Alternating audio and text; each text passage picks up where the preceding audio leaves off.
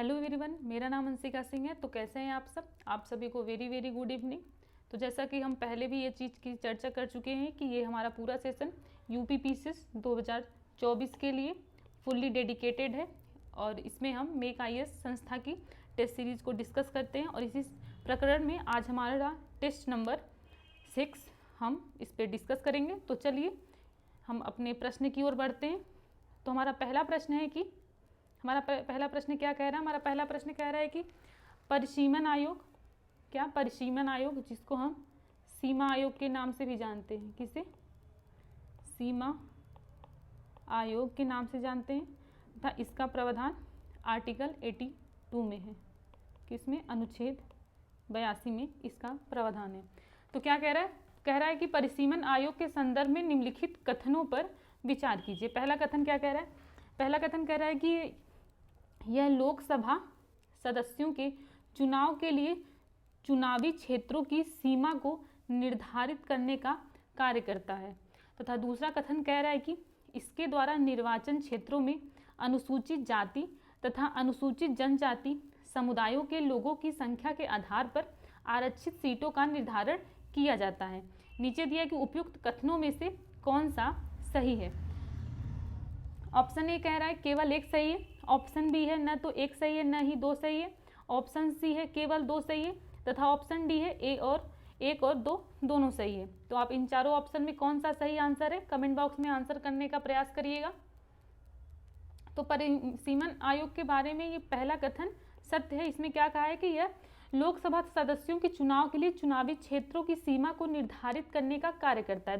दूसरा कथन भी सत्य है। इसमें ये कहा गया है कि इसके द्वारा निर्वाचन क्षेत्रों में अनुसूचित जाति तथा अनुसूचित जनजाति समुदायों के लोगों की संख्या के आधार पर आरक्षित सीटों का निर्धारण किया जाता है। ये दोनों कथन क्या है? सत्य है। तो इस हिसाब से हमारा आंसर डी यानी ऑप्शन डी हमारा सही है। एक तथा दो दोनों सही है। तो चलिए अपने अगले प्रश्न की ओर बढ़ते हैं। हमारा अगला प्रश्न है कि नीचे दो वक्तव्य दिए हैं, एक कथन ए और दूसरा कारण आर है। कथन ए क्या कह रहा है कि भारत में कार्यपालिका पर लोकसभा का प्रभावी नियंत्रण होता है। कारण आर है कि मंत्रिपरिषद उसी समय तक कार्य कर सकती है जब तक उसे लोकसभा का विश्वास प्राप्त है। नीचे दिया है कि नीचे दिए हुए कूट से सही उत्तर चुनिए।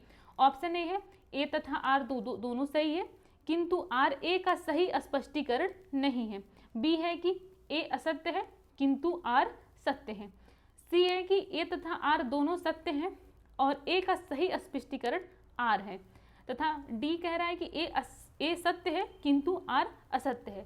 तो इन चारों ऑप्शन में कौन सा ऑप्शन सही है? आप कमेंट बॉक्स में आंसर करने का प्रयास करिएगा। तो इसमें हमारा ऑप्शन सी सही है कि ए तथा आर दोनों सही है और ए का सही स्पष्टीकरण आर है। चलिए अगले प्रश्न की ओर बढ़ते। तो अगला प्रश्न हमारा कह रहा है कि लोकसभा के संदर्भ में निम्नलिखित कथनों पर विचार कीजिए। किसके संदर्भ में? लोकसभा के। पहला कथन है कि इसका सामान्य कार्यकाल 6 वर्षों का होता है और दूसरा कथन है कि इसका कार्यकाल किसी भी परिस्थिति में बढ़ाया नहीं जा सकता है। नीचे दिया है कि उपयुक्त कथनों में से कौन सा कथन सत्य है। ऑप्शन ए कह रहा है केवल दो सत्य है, ऑप्शन बी है न तो ए सत्य है न तो दो सही है, ऑप्शन सी है एक और दो दोनों सही है, ऑप्शन डी है केवल एक सही है। तो इन चारों ऑप्शन में कौन सा ऑप्शन सही है? सही आंसर करने का प्रयास करिएगा। तो इसमें लोकसभा के संदर्भ में क्या कहा गया? लोकसभा के संदर्भ में ये पहला कथन है कि कार्यकाल 5 वर्षों का होता है, ये भी सत्य है। परंतु लोकसभा में मतलब आपातकाल के दौरान इसका समान कार्यकाल की जो इसकी अवधि होती है उसको बढ़ाया जा सकता है और इसकी अवधि को एक बार 1 वर्ष से अधिक नहीं बढ़ाया जाता। इसमें किसी भी परिस्थिति में नहीं बढ़ाया जा सकता, सिर्फ आपातकाल में बढ़ाया जा सकता है। किसमें? सिर्फ आपातकाल में इसकी अवधि को और सिर्फ 1 वर्ष बढ़ाया जा सकता है। कितना? 1 वर्ष। तो इस हिसाब से हमारा इसमें केवल एक सही होगा। इस हिसाब से हमारा ऑप्शन डी सही है। तो चलिए अपने अगले प्रश्न की ओर बढ़ते। तो हमारा अगला प्रश्न है कि निम्नलिखित में से कौन सी लोकसभा का सदस्य बनने की पात्रता हेतु निहरताएं, अर्हता की विलोम होता है, निहरताएं यानी हैं। तो इसमें है लाभ का पद धारण करना, दूसरा है कि अनपढ़ होना, तीसरा है विकृचित होना यानी दिवालिया या पागल होना यानी पागल, और चौथा है कि अनुन्मोचित दिवालिया होना। तो नीचे दिया है कि 4 कूट दिए हैं, इसमें चारों कूट में कौन सा सत्य है कि 1, 2, 3 और 4, बी है केवल 2, 3 और 4, सी है 1, 3 और 4, डी है केवल 1, 2 और 3। तो इन चारों ऑप्शन में कौन सा ऑप्शन सही है, कमेंट बॉक्स में आप आंसर करिएगा। तो इसमें हमारा ऑप्शन सी सही होगा कि इसमें देखिए लाभ का पद धारण करना, विकृचित होना तथा अनुमोचित दिवालिया होना, ये तीनों इसकी निहरताएं हैं। तो इस हिसाब से हमारा इसमें ऑप्शन सी सही होगा। तथा इसकी लोकसभा की सदस्य बनने की जो अर्हताएं हैं उसका है कि भारत का नागरिक हो, क्या भारत का नागरिक हो, कम से कम 25 वर्ष की आयु को प्राप्त हो तथा किसी भी निर्वाचन क्षेत्र से पंजीकृत मतदाता हो, क्या हो, निर्वाचन क्षेत्र से पंजीकृत मतदाता हो। तो चलिए अपने अगले प्रश्न की ओर बढ़ते हैं। तो हमारा अगला प्रश्न है कि नीचे 2 वक्तव्य दिए हैं, एक कथन ए और दूसरा कारण आर है। कथन ए है कि भारत का राष्ट्रपति किसी सदन का सदस्य नहीं बल्कि संसद का अभिन्न अंग है। कारण आर है कि जब संसद सत्र नहीं चल रहा हो तो राष्ट्रपति के पास अध्यादेश जारी करने की शक्ति है। नीचे क्या है, नीचे दिए गए एक कूट से सही उत्तर चुनिए। ऑप्शन ए करा ए तथा आर दोनों सही है किंतु आर ए का सही स्पष्टीकरण नहीं है। बी है कि ए तथा आर दोनों सही है, यहाँ सही होगा सही है और ए का सही स्पष्टीकरण आर है। सी है कि ए असत्य है किंतु आर सत्य है तथा डी है कि ए सत्य है किंतु आर असत्य है। तो इन चारों ऑप्शन में कौन सा ऑप्शन सही है, सही आंसर करने का प्रयास करिएगा। तो इसमें हमारा ऑप्शन बी सही है कि ए तथा आर दोनों सही है और ए का सही स्पष्टीकरण आर है। तो चलिए अपने अगले प्रश्न की ओर बढ़ते हैं। तो हमारा अगला प्रश्न है कि दल बदल विरोधी अधिनियम 1985 के तहत किसी व्यक्ति को अयोग्य ठहराया जा सकता है यदि वह, पहला है कि एक स्वतंत्र रूप से निर्वाचित सदस्य किसी राजनीतिक दल में शामिल होता है, दूसरा है कि संबंधित राजनीतिक दल की सार्वजनिक रूप से आलोचना करता है, तीसरा है कि संबंधित राजनीतिक दल द्वारा जारी किसी भी निर्देश के विपरीत ऐसे सदन में मतदान करता है, चौथा है कि संबंधित राजनीतिक दल की सदस्यता स्वेच्छा से त्याग देता है। तो दल बदल विरोधी अधिनियम 1985 के संदर्भ में हम कुछ जान लेते हैं। तो इसमें है कि ये जो कानून आया था, यह कानून 1985 में 92 संविधान संशोधन के माध्यम से देश में पारित हुआ था। और इसमें यह है कि जो ये मतलब इस दल विरोधी अधिनियम 1985 के हिसाब से इसमें किस व्यक्ति को अयोग्य ठहराया जा सकता है। इसमें है कि राजनीतिक दल की सदस्यता वो स्वेच्छा से त्याग दे, क्या स्वेच्छा से त्याग दे, दूसरा कि स्वतंत्र रूप से निर्वाचित सदस्य किसी भी राजनीतिक दल में शामिल हो सकता है, किसमें, राजनीतिक दल में शामिल हो सकता है। तो इस हिसाब से इसमें हमारा पहला कथन भी सत्य है कि वह एक स्वतंत्र रूप से निर्वाचित क्षेत्र सदस्य किसी राजनीतिक दल में शामिल होता है, तथा तीसरा कथन भी सत्य है कि संबंधित राजनीतिक दल द्वारा जारी किसी भी निर्देश के विपरीत ऐसे सदन में मतदान करता है, तथा हमारा चौथा भी सही है कि संबंधित राजनीतिक दल की सदस्यता स्वेच्छा से त्याग देता है। तो इस हिसाब से इसमें हमारा ऑप्शन ए सही होगा कि केवल 1, 3 और 4 सही है तथा कथन 2 असत्य है। तो चलिए अपने अगले प्रश्न की ओर बढ़ते हैं। तो हमारा अगला प्रश्न है कि लोकसभा उपाध्यक्ष के संदर्भ में निम्नलिखित कथनों पर विचार कीजिए।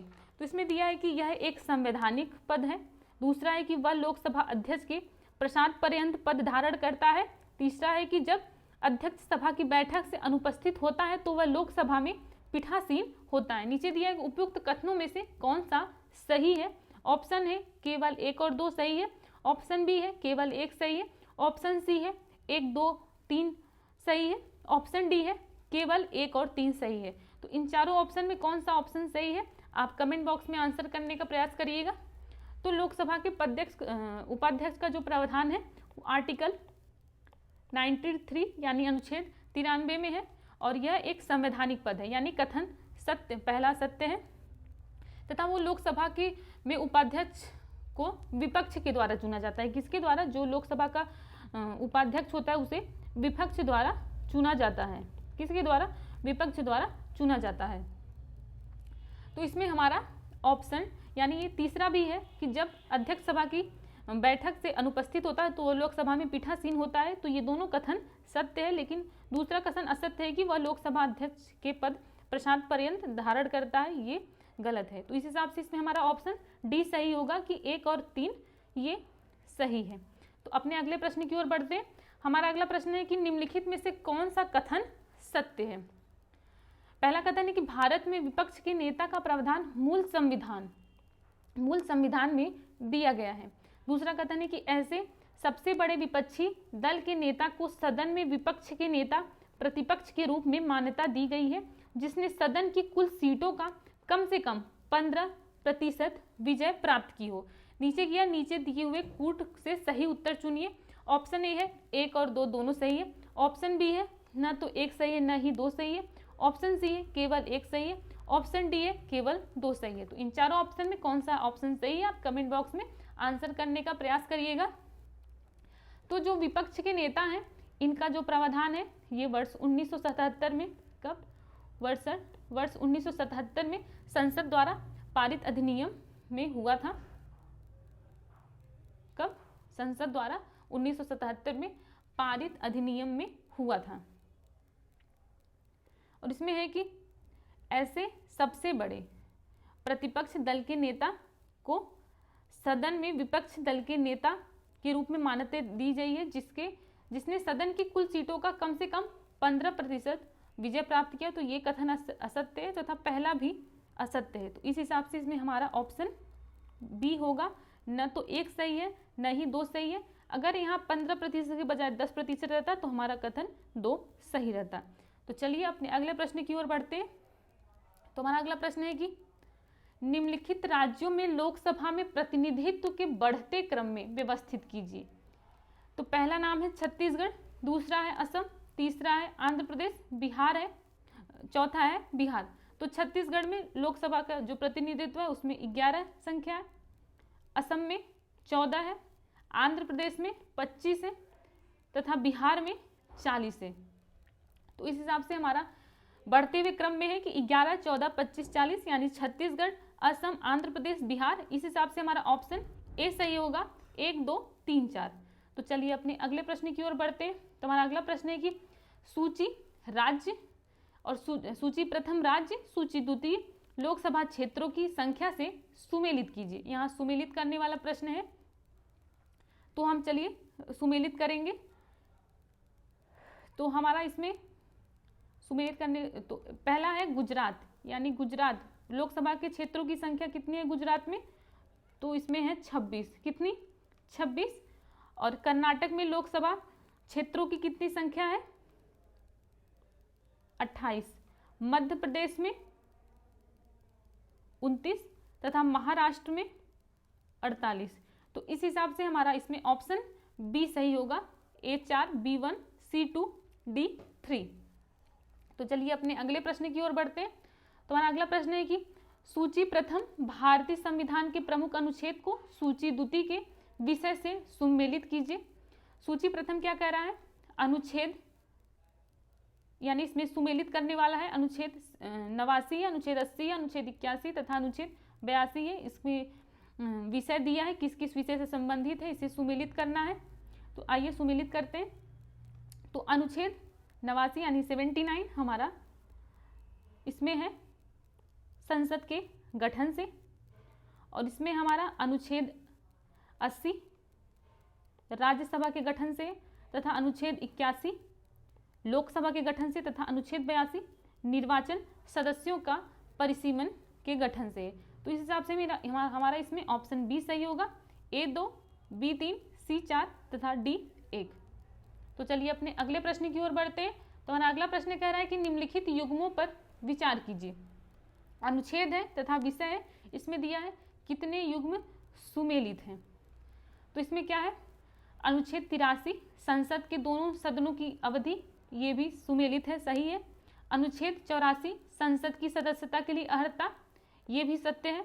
अनुच्छेद 85 संसद के सत्र, सत्रावसान और विघटन, ये भी सत्य है। इसमें दिया, चौथे में दिया अनुच्छेद 86 लोकसभा के सदस्य और उपाध्यक्ष, लेकिन ये गलत है चौथा।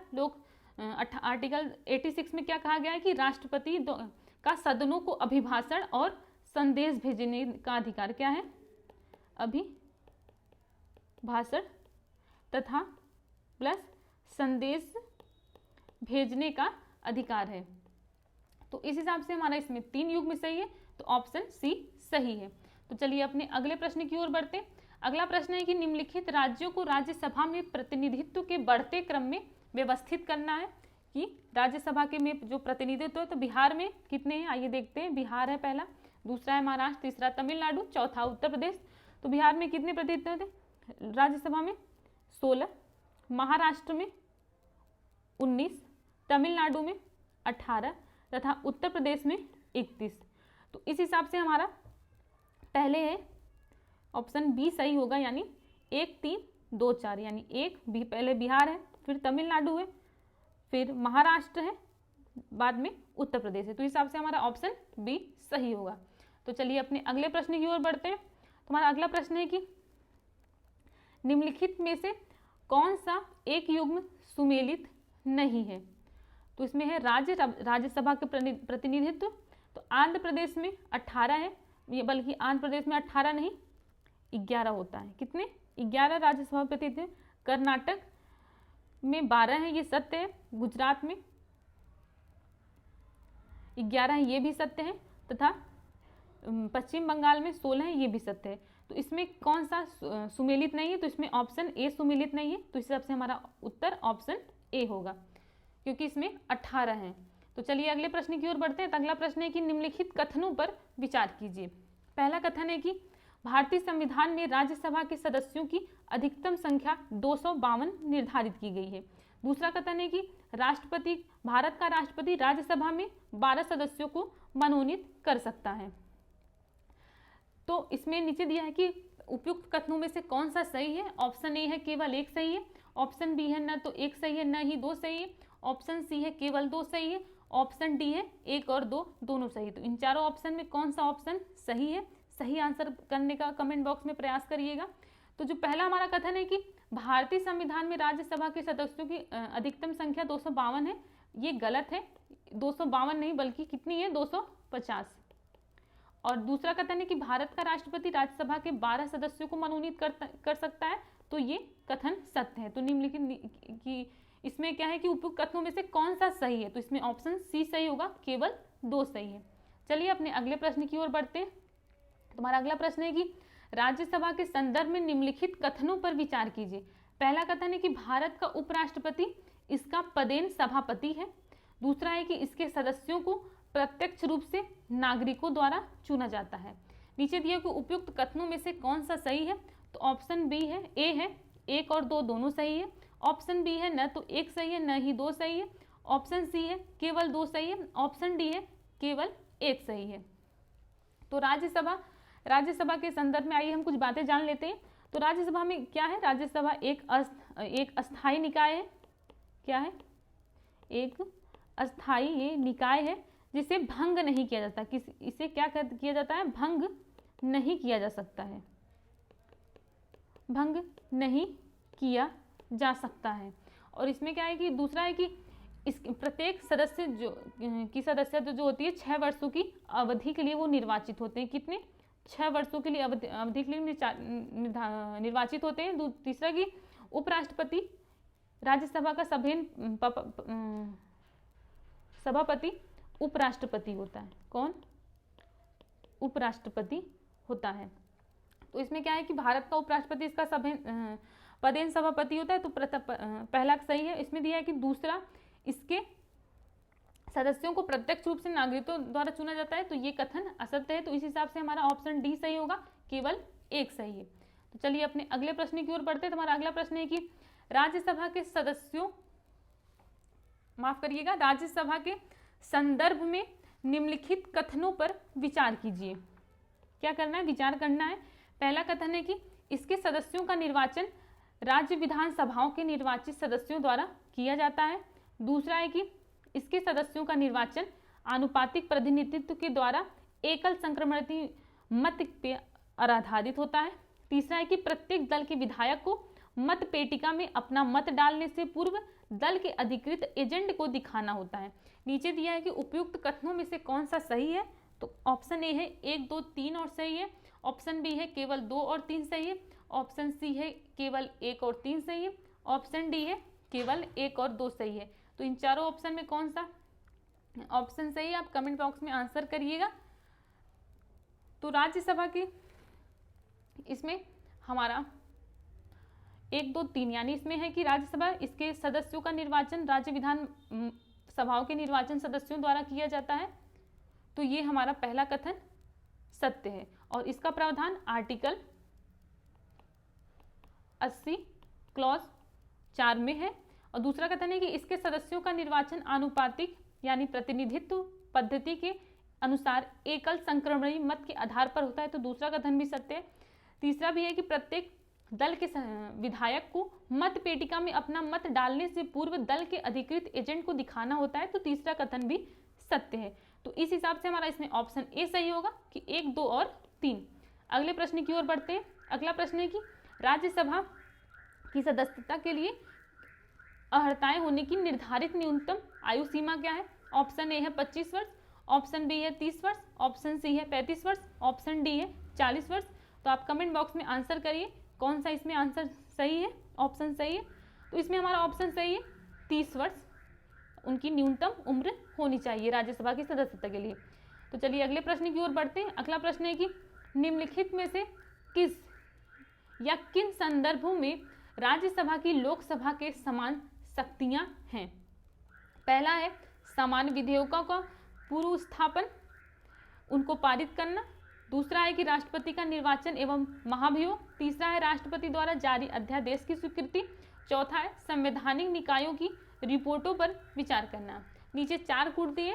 ऑप्शन ए है केवल 1, 2 और 3, ऑप्शन बी है 1, 2, 3 और 4, ऑप्शन सी है केवल 2, 3 और 4, ऑप्शन डी है केवल 1, 3 और 4। तो इन चारों ऑप्शन में कौन सा ऑप्शन सही है, आप कमेंट बॉक्स में आंसर करिएगा। तो राज्यसभा लोकसभा की जो समान शक्तियां हैं उसमें पहले ही शक्तियां सही हैं कि समान विधेयकों का पूरे स्थापन और उनको पारित करना, ये दोनों सभा के पास है इसकी शक्ति। दूसरा राष्ट्रपति का निर्वाचन और महाभियोग, ये भी शक्ति दोनों सभा के पास है। तीसरा है कि राष्ट्रपति द्वारा जारी अध्यादेश की स्वीकृति, ये भी दोनों सभा के पास है, इसकी भी शक्ति। चौथा संवैधानिक निकायों की रिपोर्ट पर विचार करना तथा इसकी भी शक्ति भी दोनों सभा के पास है। तो इस हिसाब से हमारा ऑप्शन इसमें बी सही होगा, 1, 2, 3 और 4। अपने अगले प्रश्न की ओर बढ़ते हैं। तो हमारा अगला प्रश्न है कि राज्यसभा के संदर्भ में निम्नलिखित कथनों पर विचार कीजिए। पहला कथन है कि यह संसद को राज्य सूची में किसी विषय पर विधि बनाने हेतु अधिगृहित कर सकती है, माफ करिएगा अधिकृत कर सकती है। दूसरा है कि यह संसद को केंद्र एवं राज्य के दोनों के लिए नई अखिल भारतीय सेवा के सृजन हेतु अधिकृत कर सकती है। नीचे दिए उपयुक्त कथनों में से कौन सा सही है। ऑप्शन ए है केवल 1 सही है, ऑप्शन बी है न तो 1 सही है न ही 2 सही है, ऑप्शन सी है केवल 2 सही है तथा ऑप्शन डी है केवल माफ करिएगा 1 और 2 दोनों सही है। तो हम राज्यसभा की शक्तियों के बारे में थोड़ा सा जान लेते हैं। तो राज्यसभा की जो शक्तियां होती हैं, यह संसद को राज्य सूची में से किसी विषय पर कानून बनाने हेतु अधिकृत कर सकती हैं। तो इस हिसाब से हमारा ऑप्शन ए सत्य है। ये आर्टिकल, इसका प्रावधान आर्टिकल 249 में है। दूसरा है कि यह संसद को केंद्र एवं राज्य दोनों के लिए नई अखिल भारतीय सेवा के लिए सृजन हेतु अधिकृत कर सकती हैं। तो इसका प्रावधान हमारा आर्टिकल 312 में है। किसमें? आर्टिकल 312 में। तो ये दूसरा कथन भी सत्य है। तो इस हिसाब से इसमें हमारा ऑप्शन डी सही है, 1 और 2 दोनों सही है। तो चलिए आगे बढ़ते हैं। आगे बढ़ने से पहले आपसे निवेदन है कि अगर आप इस चैनल पर नए हैं तो प्लीज़ चैनल को सब्सक्राइब करिए और हाँ, अगर वीडियो आपको अच्छी लग रही है तो इसको लाइक भी करिए तथा आपके ग्रुप में यानी व्हाट्सएप ग्रुप में जितने भी एजुकेशनल ग्रुप है उनको शेयर करिए ताकि वो भी इस वीडियो का फ़ायदा उठा सके। तो अगला प्रश्न क्या कह रहा है? अगला प्रश्न कह रहा है कि निम्नलिखित में से कौन सी भारत में संपन्न होने वाले लोकसभा चुनाव की विशेषताएं हैं? पहला है प्रादेशिक प्रतिनिधित्व प्रणाली का प्रयोग, दूसरा है एकल सदस्य निर्वाचन क्षेत्र का होना, तीसरा है प्रत्यक्ष निर्वाचन प्रणाली, चौथा है निर्वाचन की आनुपातिक प्रतिनिधित्व प्रणाली का प्रयोग। नीचे 4 कूट दिए हैं।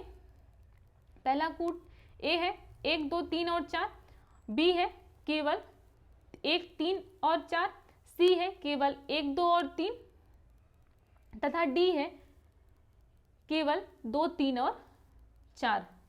तो इसमें हमारे चारों ऑप्शन में कौन सा ऑप्शन सही है? आप सही आंसर करने का प्रयास करिएगा। तो इसमें जो लोकसभा, इसमें क्या पूछा है? कौन सी भारत में संपन्न होने वाले लोकसभा चुनाव की विशेषताएं हैं? तो इसमें क्या है कि प्रादेशिक प्रतिनिधित्व प्रणाली का प्रयोग होता है, सत्य है। दूसरा एकल सदस्य निर्वाचन क्षेत्र का होना, ये भी सत्य है। तीसरा है कि प्रत्यक्ष निर्वाचन प्रणाली, ये भी सत्य है। परंतु चौथा इसमें असत्य है कि इसमें लिखा है कि निर्वाचन की आनुपातिक प्रतिनिधित्व प्रणाली का प्रयोग होना, ऐसा इसमें नहीं होता है। तो इस हिसाब से हमारा ऑप्शन इसमें सी सही होगा, केवल 1, 2 और 3। चलिए अपने अगले प्रश्न की ओर बढ़ते हैं। तो हमारा अगला प्रश्न है कि भारतीय संविधान की अनुसूची 10वीं अनुसूची के संदर्भ में निम्नलिखित कथनों पर विचार कीजिए। क्या है? भारतीय संविधान की 10वीं अनुसूची के संदर्भ में निम्नलिखित कथनों पर विचार कीजिए। तो हमारा जो 10वीं अनुसूची है यह वर्ष 1985 में 1985 में 52वें संविधान संशोधन द्वारा लाया गया था। कब? 1985 में 52वें संविधान संशोधन द्वारा लाया गया था। तो नीचे कथनों पर विचार करने के लिए कहा गया है। तो इसमें पहला कथन है कि यह अनुसूची राजनीतिक दल बदल से संबंधित है। दूसरा है कि इसे वर्ष 1985 में 52वें अनुसूची में संविधान यानी संविधान संशोधन के द्वारा लाया गया था 10वीं अनुसूची में। नीचे दिए गए उपयुक्त कथनों में से कौन सा सत्य है? तो ऑप्शन ए है केवल 2, ऑप्शन बी है 1 और 2 दोनों, ऑप्शन सी है न तो 1 न ही 2, ऑप्शन डी है केवल 1। तो आप इन चारों ऑप्शन में कौन सा ऑप्शन सही है, सही आंसर करने का प्रयास करिएगा। तो इसमें क्या दिया? यह अनुसूची राजनीतिक दल बदल से संबंधित है, तो ये पहला कथन सत्य है। दूसरा दिया है कि इसी वर्ष 1985 में 52वें संविधान संशोधन के द्वारा लगा गया, तो ये कथन भी सत्य है। तो इस हिसाब से हमारा ऑप्शन बी इसमें सही होगा, 1 और 2 दोनों। अगले प्रश्न की ओर बढ़ते हैं। तो अगला प्रश्न है कि निम्नलिखित कथनों पर विचार कीजिए। पहला कथन है कि लोकसभा अपने निर्वाचित सदस्यों में से एक सदस्य को अपने अध्यक्ष यानी स्पीकर के रूप में चुनती है। दूसरा कथन है कि लोकसभा में कार्य संचालन का उत्तरदायित्व राष्ट्रपति का होता है। नीचे दिया है कि उपयुक्त कथनों में से कौन सा सही है? ऑप्शन ए है केवल 2 सही है, ऑप्शन बी है न तो 1 सही है न ही 2 सही है, ऑप्शन सी है केवल 1 सही है तथा ऑप्शन डी है 1 और 2 दोनों सही है। तो इन चारों ऑप्शन में कौन सा ऑप्शन सही है? आप सही आंसर करने का प्रयास करिएगा। तो इसमें क्या है कि लोकसभा अपने निर्वाचित सदस्यों में एक सदस्य को अपने अध्यक्ष स्पीकर के लिए चुनती है, तो ये कथन, पहला कथन सत्य है। दूसरा कथन है कि लोकसभा में कार्य संचालन का उत्तरदायित्व राष्ट्रपति का होता है, ये कथन असत्य है। तो इस हिसाब से हमारा इसमें ऑप्शन सी सही होगा, केवल 2। तो लोकसभा के जो हमारे प्रथम अध्यक्ष थे वो कौन थे? जीवी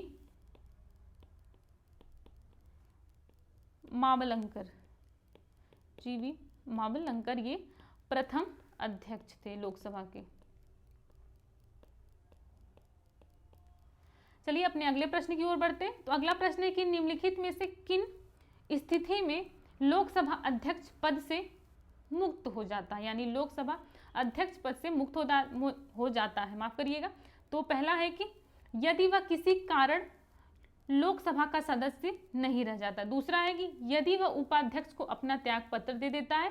तीसरा है कि यदि वह लोकसभा के सदस्यों के बहुमत से पारित संकल्प द्वारा अपने पद से हटा दिया जाता है। नीचे 4 कूट दिए हैं। ऑप्शन ए है केवल 1 और 2, ऑप्शन बी है केवल 2 और 3, ऑप्शन सी है केवल 1 और 3, ऑप्शन डी है 1, 2 और 3। तो इन चारों ऑप्शन में कौन सा ऑप्शन सही है, सही आंसर करने का प्रयास करिएगा। तो इसमें क्या है कि पहला कथन क्या कह रहा है कि यदि वह किसी कारणवश लोकसभा का सदस्य नहीं रह जाता, तो पहला कथन सत्य है। दूसरा कथन कह रहा है कि यदि वह उपाध्यक्ष को अपना पद त्याग पत्र दे देता है, तो दूसरा कथन भी सत्य है। तीसरा है कि यदि वह लोकसभा के सदस्यों के बहुमत से पारित संकल्प द्वारा अपने पद से हटा दिया जाता है, तो तीसरा कथन भी सत्य है। तो इस हिसाब से हमारा इसमें ऑप्शन सी सही, माफ करिएगा ऑप्शन डी सही होगा, 1, 2 और 3। तो चलिए अपने अगले प्रश्न की ओर बढ़ते हैं। तो हमारा अगला प्रश्न है कि निम्नलिखित कथनों पर विचार कीजिए। पहला कथन है कि संसद भारत का सर्वोच्च कार्यकारी निकाय है। दूसरा कथन है कि भारतीय संविधान के निर्माताओं ने संसद के लिए अमेरिकी पैटर्न को अपनाया था। तो भारतीय संसद के बारे में कुछ बातें जान लेते हैं। तो भारतीय संसद यह भारत का सर्वोच्च विधायी निकाय है। क्या है? सर्वोच्च विधायी निकाय है। दूसरा कि संविधान के भाग 5 में, कितने? संविधान के भाग 5 में तथा आर्टिकल 79 से लेके 122 तक संसद के संगठन, संरचना, इसकी अवधि, इसके अधिकारियों, इससे जो संबंधित अन्य हैं उसे इसमें भाग 5 में तथा आर्टिकल 79 से 122 में निहित किया गया है। तो नीचे क्या है कि उपयुक्त कथनों में से कौन सा सही है? पहला ए है कि ए और 2 दोनों सही है। ऑप्शन बी है न तो 1 सही है न ही 2 सही है। ऑप्शन सी है केवल 2 सही है। ऑप्शन डी है केवल 1 सही है। तो इन चारों ऑप्शन में कौन सा ऑप्शन सही है? सही आंसर करने का प्रयास करिएगा। तो इसमें इस संसद भारत का सर्वोच्च कार्यकारी निकाय नहीं होता है, ये विधायी निकाय होता है। क्या होता है? विधायी निकाय। जिस हमने पहले भी आपको इसको बता चुका है यहाँ कि विधायी निकाय होता है ये। और इसमें कि भारतीय संविधान के निर्माताओं ने संसद के लिए अमेरिकी पैटर्न को नहीं बल्कि ब्रिटिश पैटर्न को फॉलो किया था। किसे? ब्रिटिश पैटर्न को इसने फॉलो किया था। तो दूसरा कथन भी असत्य है, पहला भी असत्य है। तो इसमें होगा ऑप्शन बी, न तो 1 न ही 2। अगले प्रश्न की ओर बढ़ते हैं इसी प्रकरण में। तो हमारा अगला प्रश्न है कि निम्नलिखित में से कौन सा या कौन से विधेयक लोकसभा के विघटन से समाप्त हो जाएगा? पहला है कि जो विधेयक लोकसभा से पारित हो चुका है किंतु राज्यसभा में लंबित है। दूसरा है जो विधेयक राज्यसभा से शुरू हुए और राज्यसभा में ही लंबित है। तीसरा है कोई विधेयक दोनों सदनों द्वारा पारित किया जा चुका है और राष्ट्रपति को अनुमति के लिए भेज दिया गया है। नीचे 4 कूट दिए हैं। ऑप्शन ए है 1, 2 और 3। ऑप्शन बी है केवल 3। ऑप्शन सी है 1 और 3। ऑप्शन डी है केवल 1। तो इन चारों ऑप्शन में कौन सा ऑप्शन सही है? सही आंसर करने का प्रयास कीजिएगा। तो इसमें है कि जो विधेयक, पहला कथन क्या है? जो विधेयक लोकसभा में पारित हो चुका है किंतु राज्यसभा से लंबित है। दूसरा है जो विधेयक राज्यसभा से शुरू है और राज्यसभा में ही लंबित है। तो पहला कथन सत्य है, दूसरा असत्य है। तीसरा है कि कोई विधेयक जो दोनों सदनों द्वारा पारित किया जा चुका है, राष्ट्रपति को अनुमति के लिए भेज दिया जा गया है। तो ये कथन भी असत्य है। तो इस हिसाब से हमारा इसमें ऑप्शन डी सही होगा, केवल 1। तो अगले प्रश्न की ओर बढ़ते। तो हमारा अगला प्रश्न है कि स्थगन के संदर्भ में निम्नलिखित कथनों पर विचार कीजिए। पहला कथन है कि केंद्र में सदन को स्थगित करने की शक्ति राष्ट्रपति के पास होती है। दूसरा है कि इसका प्रभाव सदन में विचाराधीन किसी भी विधेयक या प्रस्ताव आदि पर नहीं पड़ता है। नीचे क्या है कि उपयुक्त कथनों में से कौन सा सही है? ऑप्शन ए है केवल 2 सही है। ऑप्शन बी है केवल 1 सही है। ऑप्शन सी है न तो 1 सही है न ही 2 सही है। ऑप्शन डी है 1 और 2 दोनों सही है। तो इन चारों ऑप्शन में कौन सा ऑप्शन सही है? आप सही आंसर करने का प्रयास करिएगा। तो आइए पहले हम स्थगन के बारे में जान लेते हैं। तो स्थगन क्या है? स्थगन का क्या अर्थ होता है कि सदन की बैठक अस्थायी तौर पर निलंबित हो जाए। क्या? अस्थायी तौर पर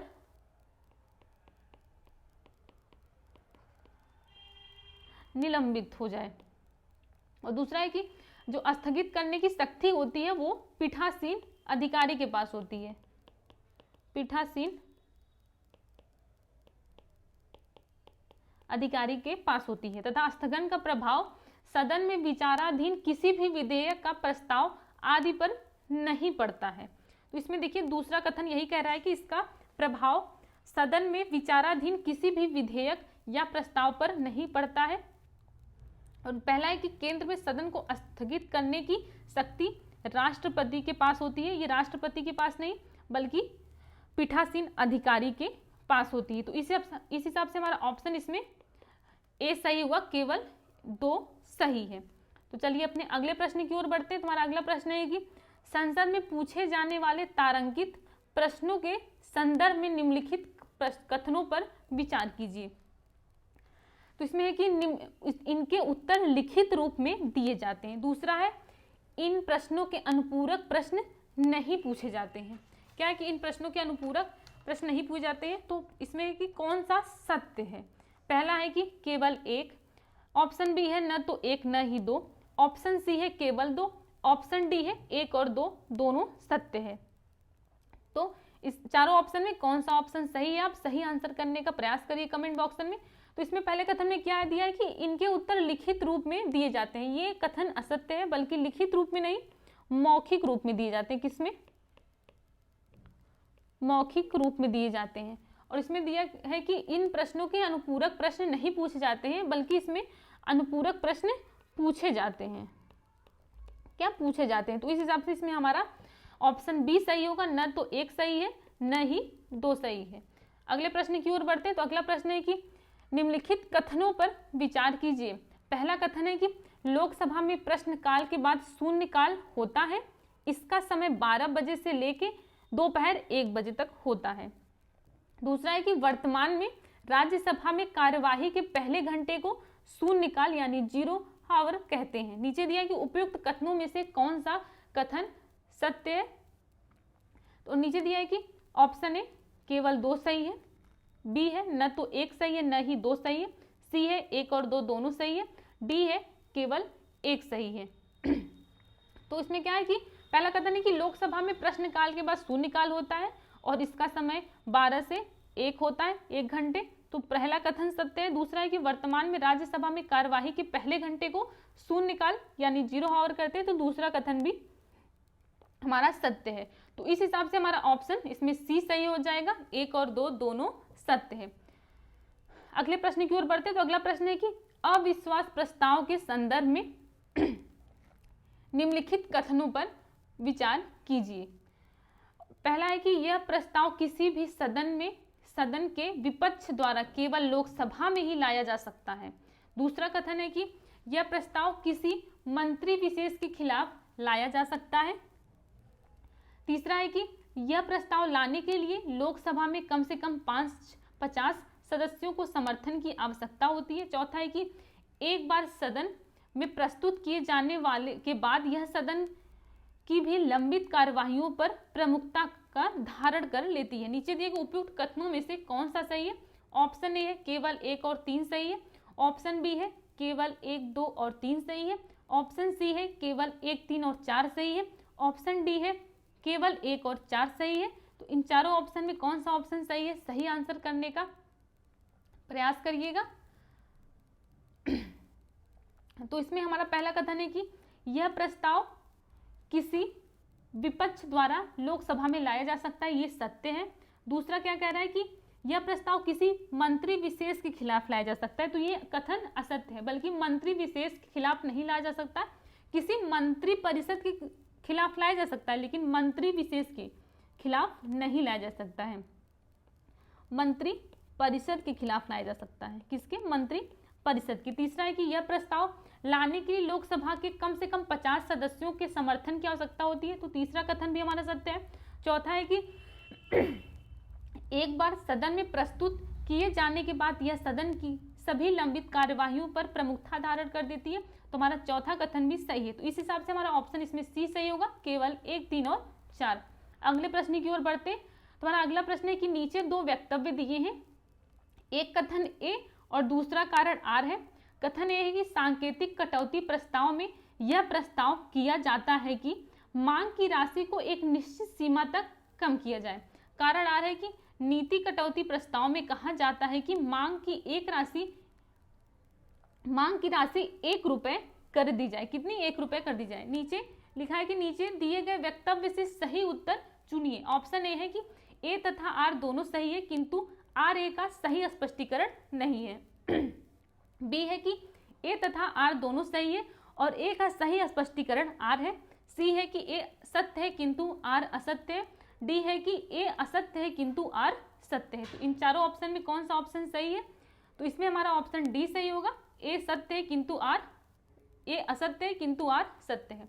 अगले प्रश्न की ओर बढ़ते हैं। अगला प्रश्न है कि निम्नलिखित कथनों पर विचार कीजिए। पहला कथन है कि भारतीय संविधान के अनुच्छेद 105 में क्रमशः संसद सदनों, सदस्यों तथा समितियों को प्राप्त विशेषाधिकार उन व्यक्तियों का उल्लेख किया गया है। दूसरा कथन है कि संसदीय विशेषाधिकार का मूल भाव संसद की गरिमा, स्वतंत्रता और स्वायत्तता की सुरक्षा करना है। नीचे दिया है कि उपयुक्त कथनों में से कौन सा सही है। ऑप्शन ए है 1 और 2 दोनों सही है। ऑप्शन बी है केवल 2 सही है। ऑप्शन सी है न तो 1 सही है न ही 2 सही है। ऑप्शन डी है केवल 1 सही है। तो क्या दिया है कि पहला कथन कि भारतीय संविधान के अनुच्छेद 105 में क्रमशः संसद सदनों, सदस्यों तथा समितियों को प्राप्त विशेषाधिकार उन्मुक्तियों का उल्लेख किया गया है। तो पहला कथन हमारा सत्य है। दूसरे कथन में कहा गया कि संसदीय विशेषाधिकार का मूल भाव संसद की गरिमा, स्वतंत्रता और स्वायत्तता की सुरक्षा करना है। तो दूसरा कथन भी हमारा सत्य है। तो इस हिसाब से हमारा ऑप्शन ए सही होगा। 1 और 2 दोनों सही है। तो हमारा अगला प्रश्न है कि लोक लेखा समिति के संदर्भ में निम्नलिखित कथनों पर विचार कीजिए। तो लोक लेखा समिति के बारे में हम कुछ जान लेते हैं। लोक लेखा समिति, यह समिति के सदस्य 1 वर्ष के लिए चुने जाते हैं। कितने वर्ष के लिए? 1 वर्ष के लिए चुने जाते हैं। और वर्तमान में इस समिति में कुल 22 सदस्य हैं, जिसमें 15 लोकसभा से हैं, 15 लोकसभा से हैं और 7 राज्यसभा से हैं। कितने? 7 राज्यसभा से हैं। तो नीचे क्या है कि कथनों पर विचार कीजिए। पहला कथन है कि यह समिति के सदस्य 2 वर्ष के लिए चुने जाते हैं, जो कि असत्य है। दूसरा कथन है कि यह समिति नियंत्रक व महालेखा परीक्षक के वार्षिक प्रतिवेदनों की जांच करती है। तो इसमें ये हमारा सत्य है। नीचे दिया है कि उपयुक्त कथनों में से कौन सा सही है। ऑप्शन ए है केवल 2 सही है। ऑप्शन बी है केवल 1 सही है। ऑप्शन सी है न तो 1 सही है न ही 2 सही है। ऑप्शन डी है केवल माफ करिएगा 1 और 2 दोनों सही। तो हमारा इसमें ऑप्शन यानी कथन 2 सही है। तो हमारा ऑप्शन ए सही होगा, केवल 2। अगले प्रश्न की ओर बढ़ते हैं। तुम्हारा अगला प्रश्न है कि प्राक्कलन समिति, क्या प्राक्कलन समिति के संदर्भ में निम्नलिखित कथनों पर विचार कीजिए। पहला कथन है कि इस समिति में संसद के दोनों सदनों का प्रतिनिधित्व रहता है। दूसरा है कि इस समिति का गठन सर्वप्रथम वर्ष 1995 माफ करिएगा 50 में जॉन मथाई की, जो उस टाइम वित्त मंत्री थे, 1950 में क्या थे? वित्त मंत्री, मथाई की सिफारिशों के आधार पर किया गया था। नीचे दिए गए उपयुक्त कथनों में से कौन सा सही है। ऑप्शन ए है केवल 2 सही है। ऑप्शन बी है 1 और 2 दोनों सही है। ऑप्शन सी है न तो 1 सही है न ही 2 सही है। ऑप्शन डी है केवल 1 सही है। तो इन चारों ऑप्शन में कौन सा ऑप्शन सही है? आप सही आंसर करने का प्रयास करिएगा। तो आइए प्राक्कलन समिति के बारे में हम थोड़ा जान लेते हैं। तो प्राक्कलन समिति की गठन, इसका गठन 1950 में जॉन मथाई की सिफारिश के आधार पर हुआ था। किसके? जॉन मथाई की सिफारिश के आधार पर। और यह समिति केंद्र सरकार के विभागों और मंत्रालयों के लेखों की जांच करने, यानी लेखों की जांच करने और उन्हें संसद के प्रति उत्तरदायी बनाता है।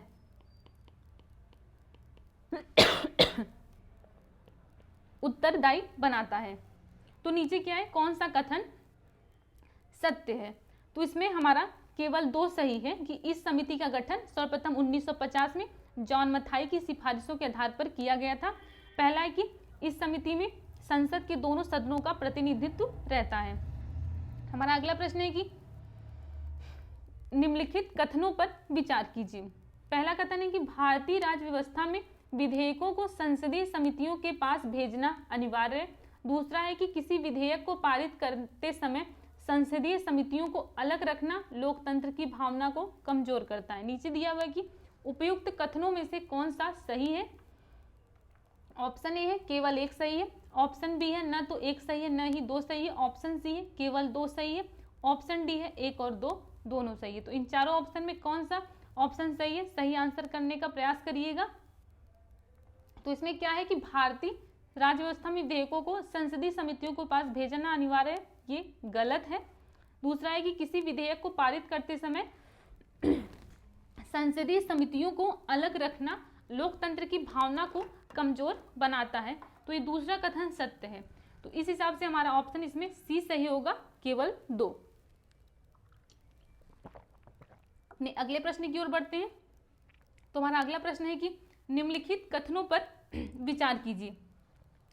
क्या पहला कथन कह रहा है कि संसद में सत्ता प्रतिपक्ष के अतिरिक्त सभी सदस्यों को संसद का गैर सरकारी सदस्य कहा जाता है। दूसरा कथन है कि संसद के गैर सरकारी सदस्य संविधान संशोधन विधेयक प्रस्तुत नहीं कर सकते हैं। नीचे दिए कि उपयुक्त में से कौन सा सही है।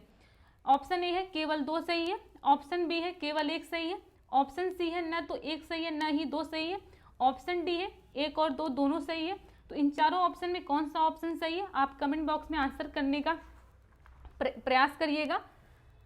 तो आइए हम थोड़ा सा गैर सरकारी विधेयक के बारे में जान लेते हैं। तो गैर सरकारी जो विधेयक होता है, ये संसद के ऐसे सदस्य जो केंद्र में मंत्री नहीं है, उन्हें सदस्य का गैर सरकारी सदस्य कहा जाता है। पहला ऑप्शन दिया है, गैर सरकारी सदस्य कहा जाता है। और इसमें है कि इन सदस्यों द्वारा पेश किए गए विधेयक को गैर सरकारी विधेयक कहते हैं। क्या कहते हैं? गैर सरकारी विधेयक कहते हैं। और है कि यह विधेयक राज्यसभा तथा लोकसभा दोनों में पेश किया जा सकता है। किसमें? दोनों में पेश किया जा सकता है। तो इसमें इस हिसाब से हमारा इसमें पहला कथन भी सत्य है जो मैंने आपको बताया, और दूसरा कथन भी असत्य है। तो हमारा इसमें ऑप्शन सी सही होगा, न तो एक न ही दो। तो हम अपने अगले प्रश्न की ओर बढ़ते हैं। तो हमारा अगला प्रश्न है कि निम्नलिखित में से किस समिति का कार्य सदन में प्रक्रिया और कार्य संचालन के मामलों पर विचार करना और इन नियमों में से किसी भी संशोधन या परिवर्धन की सिफारिश करना है। ऑप्शन ए है सरकारी आश्वासन संबंधी समिति, दूसरा है अधीनस्थ विधान संबंधी समिति, तीसरा है नियम समिति, चौथा है कार्य मंत्रणा समिति। तो इन चारों ऑप्शन में कौन सा ऑप्शन सही है, आप सही आंसर करने का प्रयास करिएगा। तो इसमें हमारा ऑप्शन सी सही है, नियम समिति। तो नियम समिति क्या कहता है? नियम समिति में यह है कि इसका कार्य सदन में प्रक्रिया और कार्य संचालन के मामलों पर विचार करना है, और जो ये इसमें नियम में किसी भी संशोधन या परिवर्धन की सिफारिश करना है। यह समिति यानी किसी नियम में बदलाव करने के लिए सिफारिश कर सकती है। तो इस हिसाब से हमारा इसमें ऑप्शन सी सही है। अगले प्रश्न की ओर बढ़ते हैं। तो अगला प्रश्न है कि निम्नलिखित में से कौन सी भारतीय संसद द्वारा कार्यपालिका पर नियंत्रण की विधियां हैं। पहला है शून्यकाल, दूसरा है ध्यानाकर्षण प्रस्ताव, तीसरा है संसदीय समितियां, चौथा है न्यायिक समीक्षा। नीचे चार कूट दिए हैं। पहला कूट है केवल 1, 2 और 3, बी है केवल 2, 3, सी है 1, 2, 3 और 4, डी है केवल 1, 3 और 4। तो इन चारों ऑप्शन में कौन सा सही है, सही आंसर करने का प्रयास करिए। तो इसमें हमारा ऑप्शन ए यानी शून्यकाल, ध्यानाकर्षण तथा संसद समितियां भारतीय संसद द्वारा कार्यपालिका पर नियंत्रण की विधि होती है, बल्कि न्यायिक समीक्षा नहीं होती है। न्यायिक समीक्षा विधायिका पर नियंत्रण करती है। किस पर करती है? विधायिका पर, ना कि कार्यपालिका पर। तो इस हिसाब से हमारे इसमें ऑप्शन ए सही होगा, केवल 1, 2 और 3। तो अपने अगले प्रश्न की ओर बढ़ते हैं। हमारा अगला प्रश्न है कि नीचे दो वक्तव्य दिए हैं, एक कथन ए, दूसरा कारण आर है। कथन ए है कि भारतीय संसद को संविधान में संशोधन करने का अधिकार है, लेकिन संसद का यह अधिकार असीमित नहीं है। कारण आर है कि संसद संविधान संशोधन द्वारा इसके मूल ढांचे को परिवर्तित नहीं कर सकती। नीचे है कि नीचे दिए हुए कूट से सही उत्तर चुनिए। ऑप्शन ए है ए तथा आर दोनों सही है, किंतु आर ए का सही स्पष्टीकरण नहीं है। ऑप्शन बी है ए असत्य है किंतु आर सत्य है। ऑप्शन सी है ए सत्य है किंतु आर असत्य है। ऑप्शन डी है ए तथा आर दोनों सही है और ए का सही स्पष्टीकरण आर है। तो इन चारों ऑप्शन में कौन सा ऑप्शन सही है, सही आंसर करने का प्रयास करिए। तो इसमें हमारा ऑप्शन डी सही है, ए तथा आर दोनों सही है और ए का सही स्पष्टीकरण आर है। तो अपने अंतिम प्रश्न की ओर बढ़ते हैं। तुम्हारा अंतिम प्रश्न है कि निम्नलिखित में लोकसभा में वर्तमान में लोकसभा में गर्भपूर्ति के लिए आवश्यक संख्या है। पहला है कुल सदस्यों का 10% भाग, बी है कुल सदस्यों का 15% भाग, सी है कुल सदस्यों का 20% भाग, डी है कुल सदस्यों का 25% भाग। तो वर्तमान में लोकसभा की गर्भपूर्ति करने के लिए आवश्यक संख्या 10% भाग है। तो इस हिसाब से हमारा ऑप्शन ए सही होगा। तो चलिए आज का सेशन हम यहीं समाप्त करते हैं, मिलते हैं कल की वीडियो में। और हाँ, अगर आप चैनल पर नए हैं तो प्लीज़ सब्सक्राइब करिए और वीडियो अच्छी लगे तो लाइक भी करिए, शेयर भी करिए और अपने व्हाट्सएप में जितने भी आपके व्हाट्सएप में एजुकेशनल ग्रुप हैं उनको शेयर करिए ताकि वो भी इस चीज़ का लाभ उठा सकें। चलिए मिलते हैं कल के वीडियो में, तब तक के लिए bye, good night, thank you so much. स्वस्थ रहिए, मस्त रहिए, व्यस्त रहिए।